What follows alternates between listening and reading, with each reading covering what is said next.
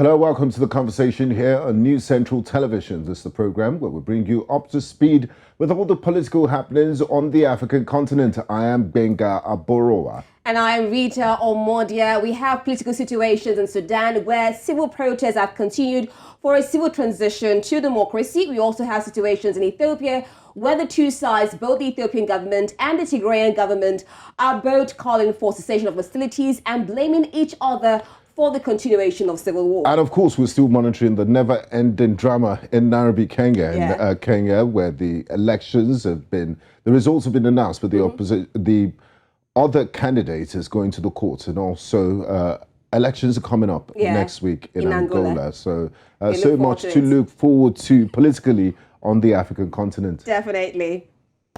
Yeah, today on the conversation, we will be looking at the relationship between Mali and France, which is now quite unpleasant as Mali has accused France of arming Islamic militants against the country. And we will also be going to Sierra Leone, where President Biya has accused the opposition of sponsoring last week's protest against his government. And if you remember clearly, Gbenga, this protest was really serious, led to a lot of people dying, and the vice president calling for a national state of emergency and even a curfew in Sierra Leone. Yeah, so serious situations there, and it will be nice to get updates from Sierra Leone. So we look forward to that conversation later. But first, let's begin in Mali, where authorities have accused France of arming Islamist fighters and carrying out acts of espionage against it, as relations between the West African country and the former colonial power have reached a new low. In a letter addressed to the United Nations Security Council, Malian Foreign Minister Abdoulaye Diop called for an emergency meeting in response to what he described as French acts of aggression. The letter, dated Monday, August the 15th, the day the last French army unit left Mali after 6 months military withdrawal, alleges that France violated Malian airspace more than 50 times this year to collect information for the benefit of terrorist groups in the Sahel and to airdrop them weapons and munitions. The French embassy in Mali, however, responded saying that France has obviously never supported directly or indirectly these terrorist groups. In February, France announced the end of its 9-year counterinsurgency efforts in Mali amid growing tensions with the country's military junta, which overthrew President Ibrahim Boubacar Keïta in 2020 and later abandoned commitments to hold elections and restore civilian rule. Now, joining us live for this conversation, we have Nafal Aboud, Executive Director and co-founder of the Nordic Center for Conflict Transformation. He joins us from Rabat, Morocco. Also, we have Dr. Wole Ojewale. He is an expert on conflicts, organized crime and security governance in West Central Africa. Gentlemen, welcome to the conversation. Thank you for having me. Thank you so much. All right, so I'll start with Dr. Ojewale. What do you make of these allegations from Mali, and how serious are they? Well, I think it's just one of those diplomatic spots, particularly when two parties are already engaging in one form of accusation and counter-accusation, or a party feels its interest has not been protected or served over the years. I think it is it provides that such a room to raise all kinds of dust. Let me use that word figuratively. So they've gone beyond the UN Security Council now, and one is expecting that they will have sufficient evidence to juxtapose the accusation that has been levied against France. So we are not yet too sure whether something substantial is going to come out of this. And the reason is not far-fetched. It's just like when you are writing a petition to a body of judges where you do not necessarily have a representative to speak as your advocate. You know how that can turn to. That is on one side. And don't also forget that there's going to be a lot of diplomatic interplay going forward. The permanent members of Security Council are the United States of America, Russia, China, France, and the United Kingdom. So you have a situation whereby a small child, let me just use that as an allegory, accusing a senior member of a council of infraction So it depends on the direction that the vote is going to swing. If the other members of the Security Council feels like it's a frivolous thing, then they can dump it in the dustbin. Or if they are convinced that there are weighty matters to be considered here, then they can give it some form of consideration. But as it stands now, I think I'll put it as a 50-50 that can go both ways. Thank you very much, Dr. Ojewale. I would like to bring in Nufa from Rabat, Morocco. Now, Nufa, Dr. Ojewale did mention that France, that they are reporting to, is a part of the United Nations Security Council. They're a permanent member there, and they do have veto power. He also said that, the Malian authorities have not provided any evidence. My question to you is this. Has the Malian government provided any evidence to back these allegations? And for them to go as far as the highest decision-making body of the United Nations, the United Nations Security Council, they know it's not a playground, it's not a frivolous. They must have some level of evidence to back their allegations, because these are very serious allegations. And what do you make of all of this? I definitely agree with you that these are very serious allegations against the French government. And this has to be put into a context and what happened before. First of all, last year, there is a UN report in which the UN investigators said that they have the evidence of violations of humanitarian law in Mali, war of crimes and war against humanity that were perpetrated both by the military security forces in Mali, but also by the terrorists and armed groups in Mali. This and one of the recommendations of that report, that is about 338 pages, that was submitted to the UN Secretary General last year, and it was an investigation over 2 years, approximately around 2 years. One of the key recommendations is the establishment of a court by which they will hold the perpetrators accountable to the war crimes perpetrated in Mali. I think who has the evidence is actually, we have to look into the UN report on violations of human rights in Mali by the regime. I think what the Malians are trying to do here is actually counter the allegations and their concern about what's going on inside that report that was submitted to the UN Secretary General, and say basically it's France. It's France. We don't know the withdrawal of the military groups of the Barkhane forces from Mali, if they left anything behind, whether weapons or ammunition that can very easily, the Malian regime can say that it's France supporting the terrorist group, which is very, very unlikely. Another point here is about the timing. We know now that the presidency of the UN Secretary of the UN Council is held by China, and we know that the regime in Mali held and entertained very strong relations with China, especially in relation to some of the natural resources, the lithium mine that was, some of the lithium is processed in China. But also I would like to mention, of course, the Russians, who are also members of the Security Council. This is a way to put pressure on France at the UN Security Council. Now, looking at Russia, now you mentioned Russia being part of the Security Council. Now, there are reports that Mali is also having a relationship with Russia, even though Mali has said that they only invited Russia as trainees to defend their national integrity. So how would you relate the relationship between Mali and Russia now that France somehow is not on the good side with Mali? Nufal, please. We know the history between the relations between the Russians and the Malians is a quite of a very strong relations between the regime, the military, and the Russians. The Russians played a role by the proxy company Wagner. We knew that for a long period of time, and how the Wagner group has been supporting the regime, sometimes against the will of the people. And also what is very interesting here is the growing discourse anti-France discourse, not only in Mali, but the entire Africa.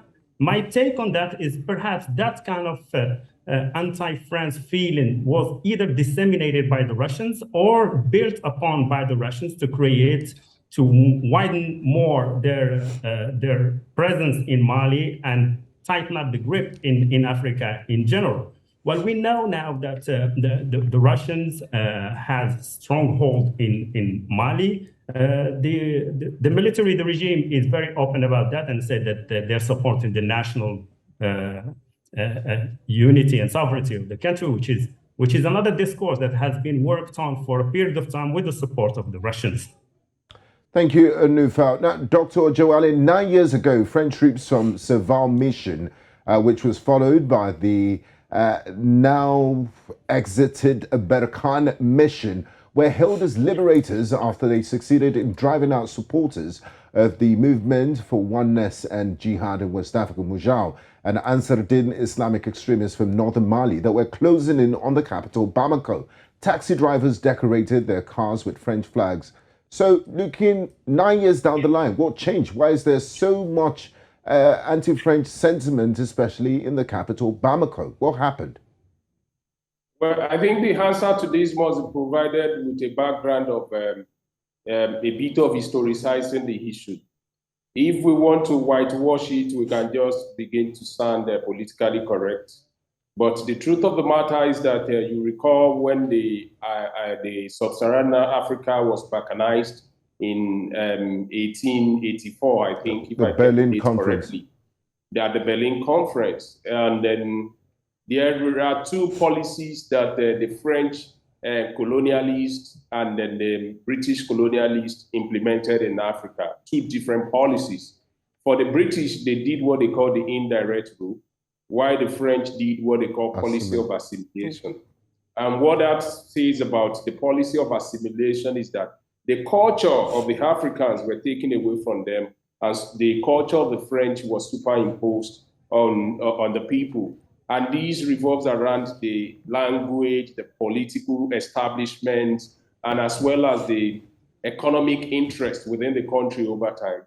So if you look at the British system of the British colonial administration in Francophone African countries, the moment they left the scene around the 1960s that we experienced the wave of independence, there is a bit of a severance of the umbilical cord that binds some of these countries to the crown in the UK. But in terms of the French colonies in Africa, you realize that 60, 50 years after the colonial experience, economically they are still tied to France.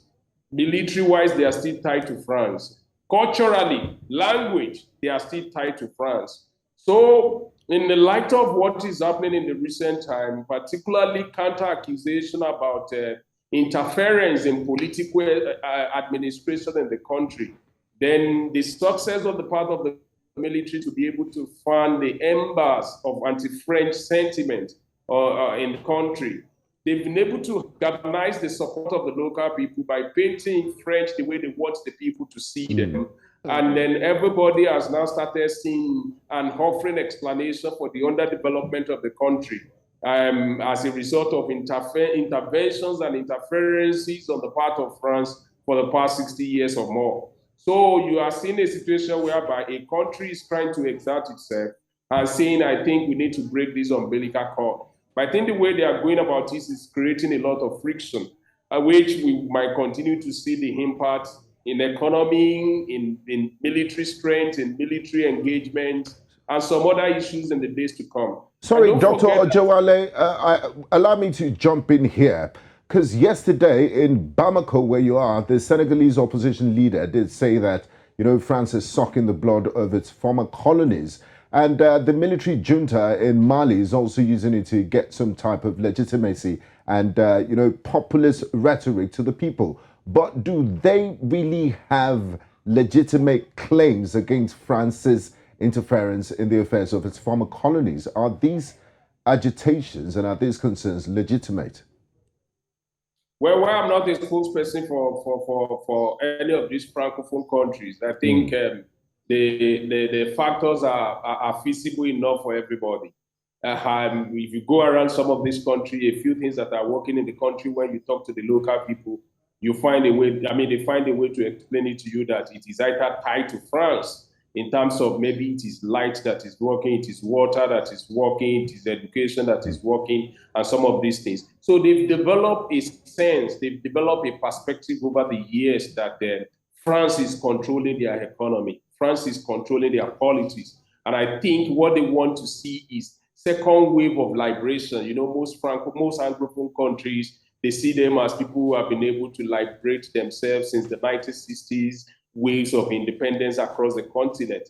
But for them, for the past 50 years, they've not been able to stand alone. That is the political economy of what is going on within these Francophone countries now. But we must also provide a background to this to say, if you look at these issues on the long run, I think it is France that has a lot at stake here. And the reason why I'm saying this is not far-fetched. You realize that in the recent time, 2 Francophone countries in West and Central Africa, Gabon and Togo, have become signatory and members of Commonwealth. Yeah. There is this factor that is propelling some of these Francophone countries now to see themselves as being a bit disengaged from global happenings in business and education and everything. And they see English as the passport to be able to integrate themselves into the global system, so to speak. So for instance, yesterday there's a report that in Algeria, there's an attempt to start, and I think my co-speaker might be able to speak better on this. There's an attempt to now start offering education in both language, French and English.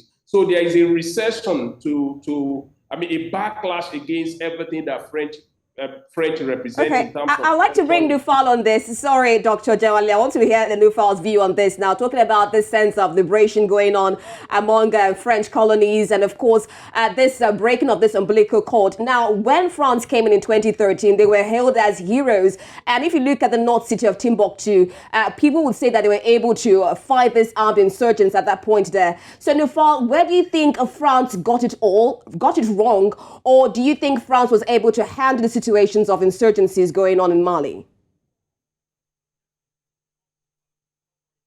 Was a complete failure, because when you look at it and you look at the agreements that Mali has with France regarding the operation and the Barkhane, the presence of the French troops in Mali, there were at least 3 or 4 goals very clearly. First was about the security. Second was about political stability in the country.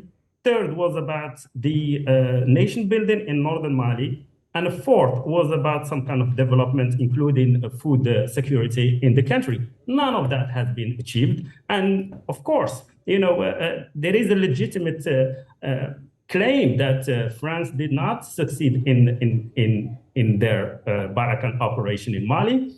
Even in neighboring current country, for example, Niger, just recently, there was a planning of a march against the presence of the troops of Barkhane in Niger. That march was banned, but I think there is a growing claim that France has completely failed in terms of their presence and securing the objectives of their presence in Mali. The second point, which is the question that has to be put, is that why now? Why this all sentiments against France is occurring now? Is it Macron is worse than its predecessors, François Hollande or Nicolas Sarkozy? I don't think so. I think also there is some kind of national sentiment that has been supported externally to be disseminated to favor the presence of the Russians. And we're going to see this. And okay, Nufal, still looking at this reason for this all this upsurge, could it also be as a form of the military junta staying in power? Because this same military leader,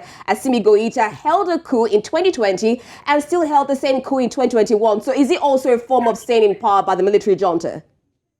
Yes. The military junta, first of all, we think that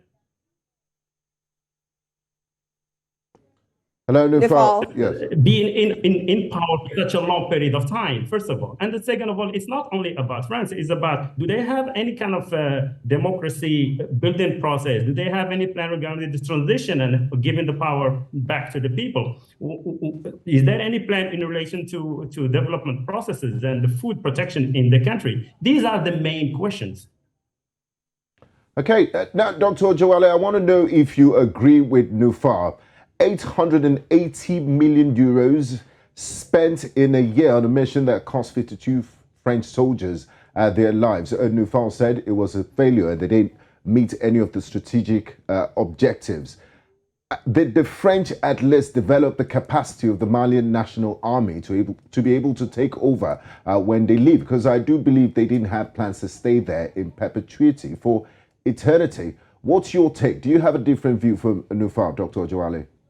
No, I don't hold any different view from what has been stated. The major thing is just the fact that beyond the armament, beyond the military training and military support, you also need to know that France is not investing all these things in those places if they don't have geostrategic interest, if they don't have economic interest, if they don't have political interest to advance in some of these countries. So to the extent to which those citizens and their government, whether legitimate or illegitimate, feels that their interests are not being protected, particularly on those cardinal objectives, to the extent to which we are now seeing them gravitating towards Russia, it shows that possibly the initial objective, as far as they are concerned, as far as the assessment is concerned, the initial objective have not been marked.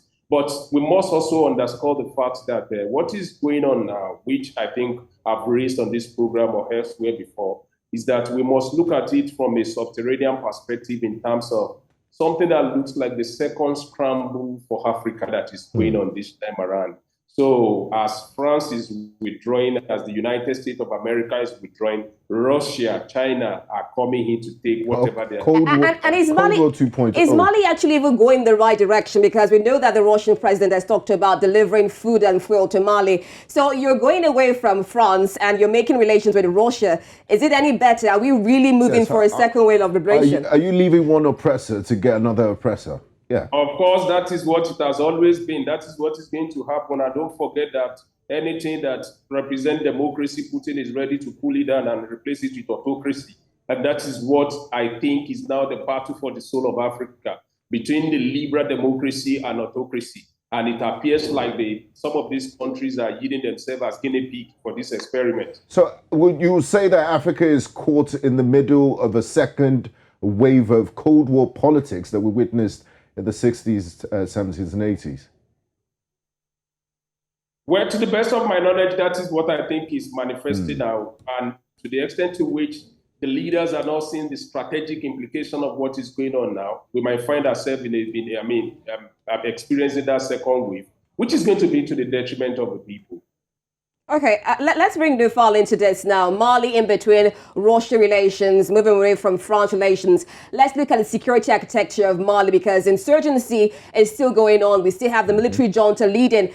Is the Mali's military security agency going to be able to handle the security situations going on in Mali? With the French absence, yes.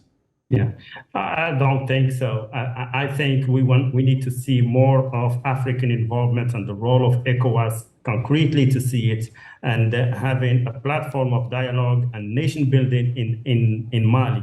I don't think the military is able to do it alone. Second thing, we need to see a very quick process towards transition towards democracy and see the will of the people, having voices in the future of Mali. Russia has strategic objectives that are related now to the war in Ukraine, and having different groups and private companies war-making companies, namely Wagner, trying to control strategic resources around the world, including in Mali, and by that it could negotiate other things in relation to the war in Ukraine. I think the important things about this is the talk about the violations of humanitarian law and war crimes and Hello, Nufal, are you there? Investigated need to be followed on. Yeah. Oh, okay. Thank you, Nufal. Now, Dr. Ojewale, Mali was a big component of Operation Barkhane, which has now moved to neighboring Republic of Benin. And we've seen the security situation in the Sahel in the last 1 year.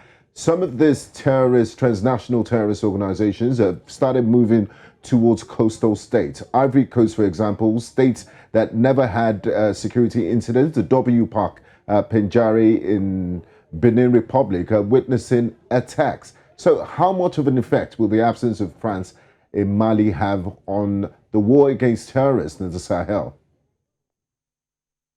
Mali is at the center of it because some of the jihadist groups that are probably causing instability in the region that have their base in Mali.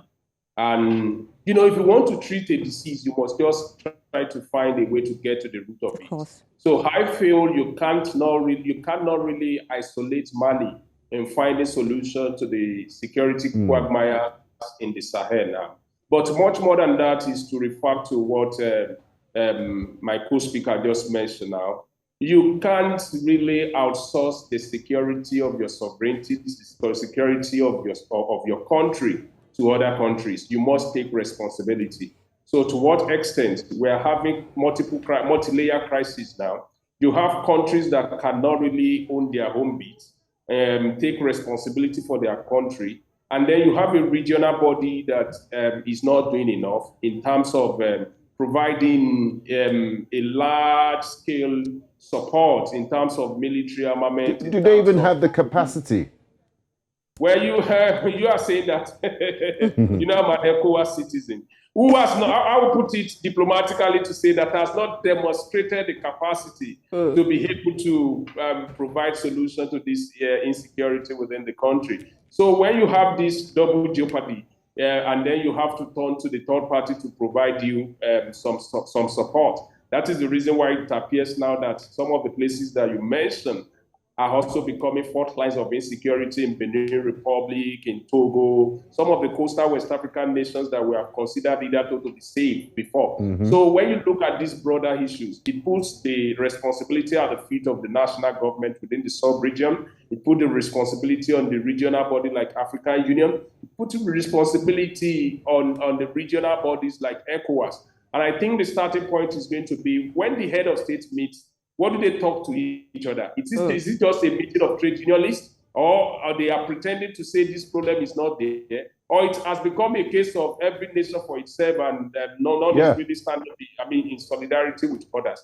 I think that is where we are having the crisis now. You need to provide enabling environment that is going to allow the homegrown solutions to be able to confront this. Leaving France behind to go and embrace Wagner is not going to cause any dramatic turnaround. Like I said earlier, Russia has its strategic interest in some of these countries politically and economically where it's getting involved. And don't forget that Russia is a symbol of autocracy globally. And then, Putin is going to put his feet on the ground to undermine anything that represents democracy even on the continent. So the big picture is how do we take personal responsibility for the security of our region?